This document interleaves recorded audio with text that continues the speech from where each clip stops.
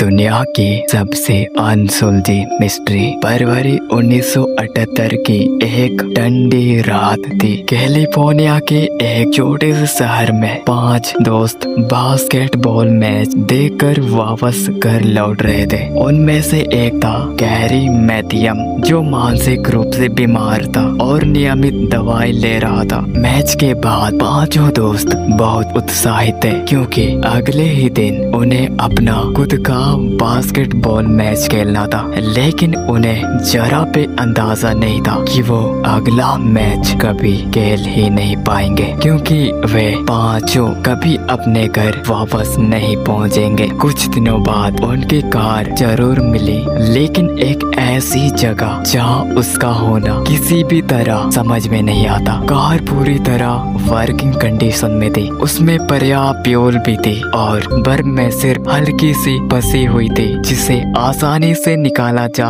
सकता था। लेकिन सबसे अजीब बात यह थी, वह सड़क उसके घर जाने वाले रास्ते पर थी ही नहीं। आखिर ये 5 उस खतरनाक पहाड़ी इलाकों में कर क्या रहे थे? जैसे जैसे खोज आगे बढ़ी, वैसे वैसे यह केस और भी रहस्यमय होता गया। कई महीने बाद पहाड़ों के बीच एक एबेंडेंट फॉरेस्ट ट्रेलर के अंदर एक लाश मिली। शरीर बेहद दुबला पतला था, मानो लंबे समय तक भूख से तड़पा हो। लेकिन चौंकाने वाली बात यह थी, उस ट्रेलर के अंदर इतना खाना मौजूद था कि कोई इंसान कई हफ्ते बल्कि महीनों तक जिंदा रह सकता था। इसके बाद बाकी दोस्तों की लाश अलग अलग जगह पर मिली, मानो वे घबरा कर अलग अलग दिशाओं में भाग रहे हो। और फिर आता है इस केस का सबसे डरावना हिस्सा। याद है मैंने आपको गैरी मैथियम के बारे में बताया था, वही लड़का जिसे मानसिक बीमारी थी और जो